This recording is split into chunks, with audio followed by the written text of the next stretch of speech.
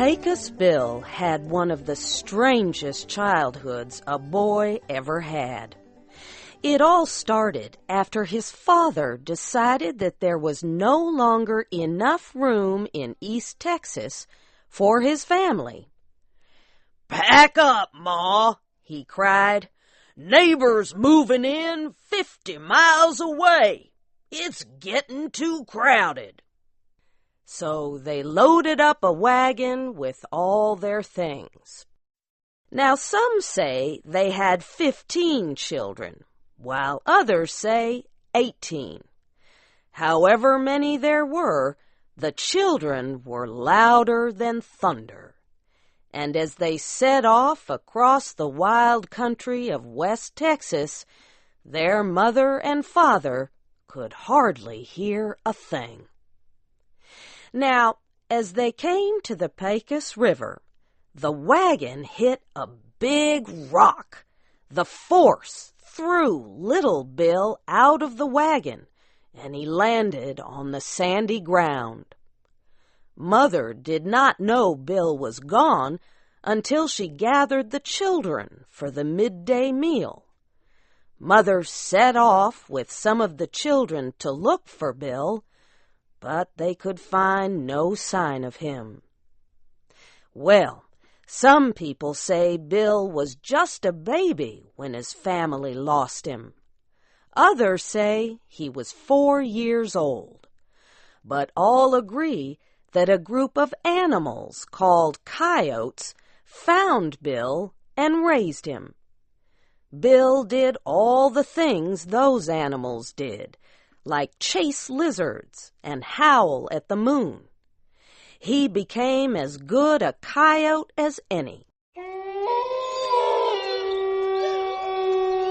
Now, Bill spent 17 years living like a coyote until one day a cowboy rode by on his horse. Some say the cowboy was one of Bill's brothers. Whoever he was, he took one look at Bill and asked, "What are you?" Bill was not used to human language. At first, he could not say anything. The cowboy repeated his question. This time, Bill said, "Varmint." That is a word used for any kind of wild animal.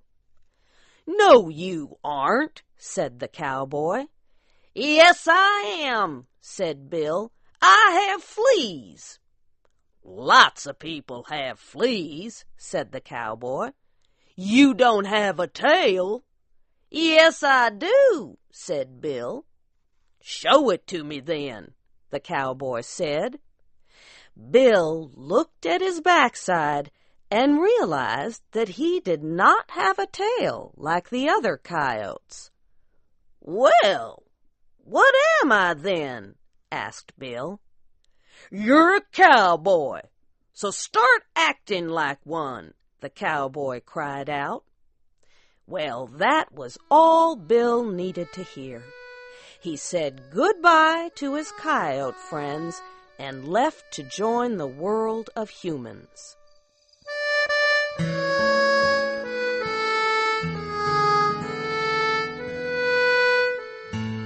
Now, Pecos Bill was a good cowboy. Still, he hungered for adventure. One day, he heard about a rough group of men. There is some debate over what the group was called, but one storyteller calls it the Hell's Gate Gang. So Bill set out across the rough country to find this gang of men. Well, Bill's horse soon was injured, so Bill had to carry it for 100 miles. Then Bill met a rattlesnake 50 feet long. The snake made a hissing noise and was not about to let Bill pass. But after a tense minute, Bill beat the snake until it surrendered. He felt sorry for the varmint, though, and wrapped it around his arm. After Bill walked another 100 miles, he came across an angry mountain lion. There was a huge battle, but Bill took control of the big cat and put his saddle on it. He rode that mountain lion all the way to the camp of the Hell's Gate gang. Now, when Bill saw the gang, he shouted out, "Who's the boss around here?"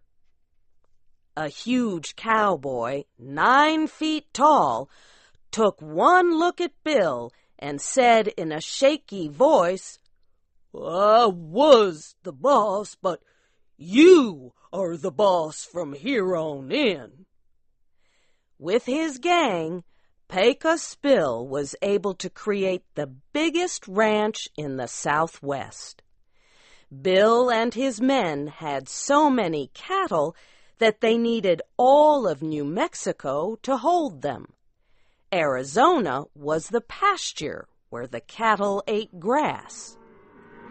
Pecos Bill invented the art of being a cowboy. He invented the skill of throwing a special rope called a lasso over a cow's head to catch wandering cattle. Some say he used a rattlesnake for a lasso.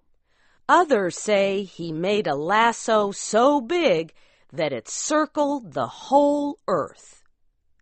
Bill invented the method of using a hot branding iron to permanently put the mark of a ranch on a cow's skin. That helped stop people from stealing cattle. Some say he invented cowboy songs to help calm the cattle and make the cowboy's life easier. But he is also said to have invented tarantulas and scorpions as jokes. Cowboys have had trouble with those poisonous creatures ever since. Now, Pecos Bill could ride anything that ever was. So, as some tell the story, there came a storm bigger than any other. It all happened during the worst drought the West had ever seen. It was so dry that horses and cows started to dry up and blow away in the wind. So when Bill saw the windstorm, he got an idea. The huge tornado kicked across the land like a wild bronco, but Bill jumped on it without a thought. He rode that tornado across Texas, New Mexico, and Arizona, all the time squeezing the rain out of it to save the land from drought. When the storm was over, Bill fell off the tornado. He landed in California. He left a hole so deep that to this day it is known as Death Valley.